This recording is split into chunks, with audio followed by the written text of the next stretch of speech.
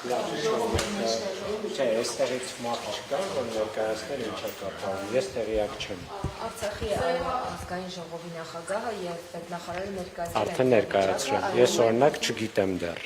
եկել եմ հասկանամ ինչ է Նրանք ուղիղ կապ են տեսնում 3 հրավիրված լսումների միջև դուք ինչ գնահատական մեկնաբանություն։ Իհարկե ուղիղ կապ կա, այսինքն ոչ թե ուղիղ կապ, այլ միանգամայն հիմնական առիթը դա է։ Իսկ պատճառը բոլորս հասկանում ենք, վաղուց Արցախի պետական ինստիտուտների հանդեպ, այդ թվում այս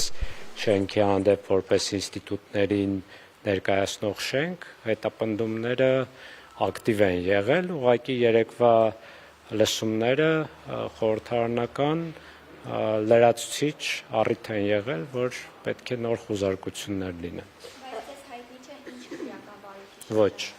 Բանբեկներին ավելի լավ դատախազություն էր, շենքի կապված պահանջներ ներկայացրել, որտեղ ներկայացվել։ Հիմա ասես ինչ ճակատագիր է սպասում Արցախի ներկայացուցիչ շրջանի վերջը կհասնեն այդ սահմանները։ Եթե բավարար հանրային ճնշում չլինի,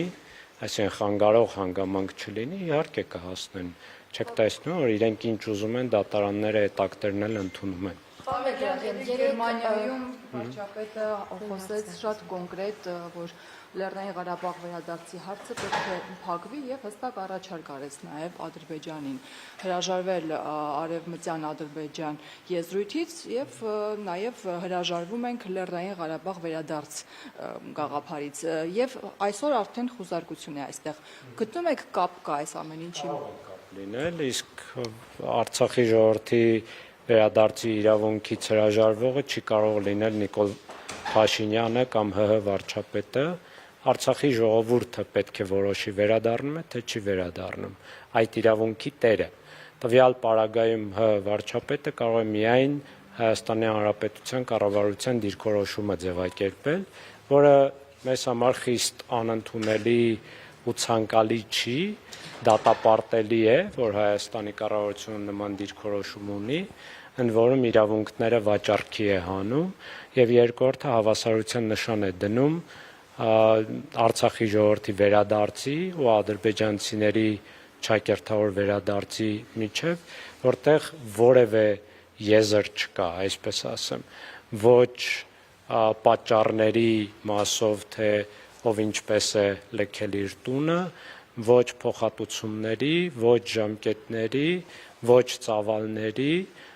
եւ ոչ իրավական հիմքերի առումով։ Քիչ թե շատ կարող է քննարկելի լինել, համադրելի լինել ադրբեջանահայության վերադարձը եւ Հայաստանում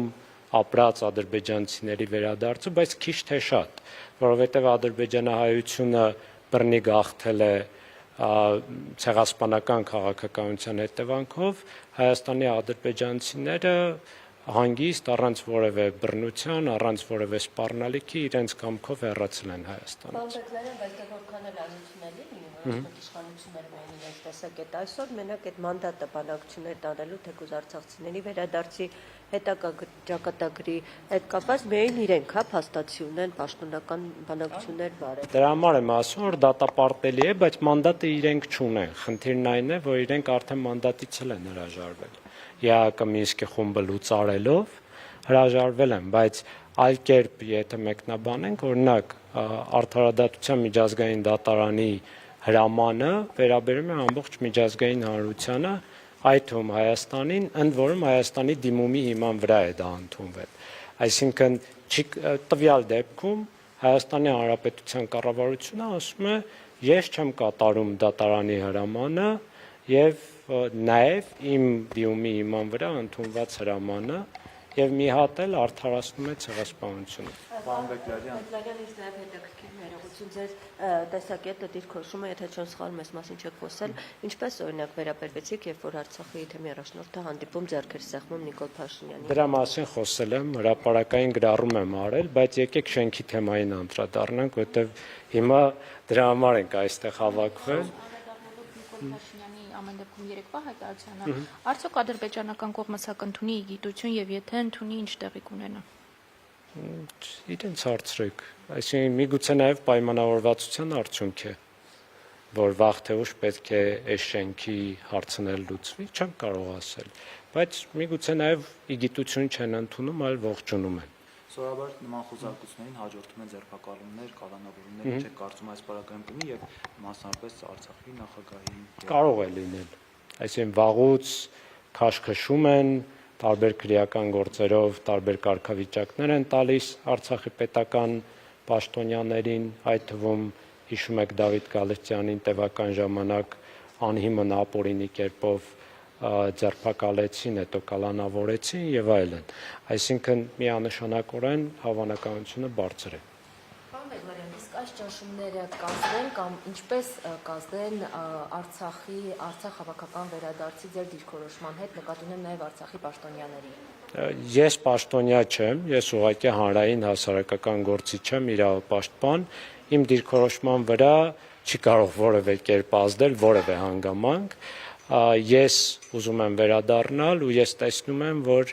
իմ բազմաթիվ հայրենակիցներ ցանկանում են վերադառնալ, բայց դրա համար պետք է պայմաններ ստեղծվեն, իսկ պայմաններ ստեղծելու համար պետք է Հայաստանի Հանրապետությունը պաշտոնապես միջազգային հանրությունում այս հարցը բարձրացնի, այդ թվում Ադրբեջանի հետ բանակցություններում։ Պարոն Բեգլարյան, բայց Նիկոլ Փաշինյանը նշում է, որ այդ հարցի վերաբացումը իր գնահատմամբ վերաբացումը, որտեղ իր համար դա փայք է,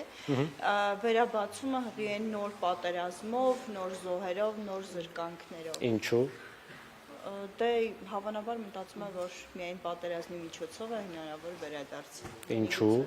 Դե իրեն հարցրեք։ Ասում է, որ խոսում է վերադարձի մասին Արցախի վերադարձների, իրենք կողմ են պատերազմի,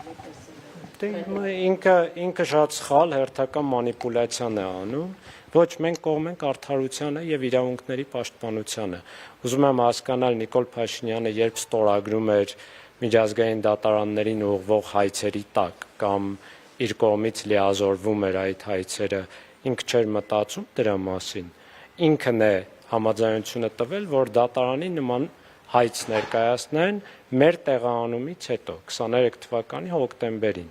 Ուզում եմ հասկանալ կամ միջազգային պարտավորություններ ստանձնելիս, օրինակ փախստականների մասին կոնվենցիան, երբ Հայաստանի Հանրապետությունը վավերացրել է ու սահմանադրությամբ է պարտավորությունները ստանձնել իրավունքների հետ կապված։ Այդ կոնվենցիայում հստակ գրած է, որ փախստականները վերադառնալու իրավունք ունեն եւ հյուրընկալ պետությունը պարտավոր է առավելագույնը կատարել նրանց վերադարձի համար։ Մենք չենք ասում պատերազմեք, մենք ասում ենք քաղաքական օրակարգ բեր այդ հարցը եւ միջազգային դատարանի հրամանը կատարելու համար դիմիր միջազգային համապատասխան կառույցներին ու պետություններին եւ ասա, որ այս հրամանը Ադրբեջանը անբարեխիղճ կերպով չի կատարում։ Ուզում եմ հասկանալ, սա արդյոք պատերազմ է, թե չէ։ Այսինքն սա նշանակում է, որ ինքը իրավունքները ոտնահարում է, ինքը իր պարտավորությունները չի կատարում, այդում անձամբ իր ստանձնած պարտավորությունները դատարան դիմելու հիմքով։ Ձեզ նույնպես։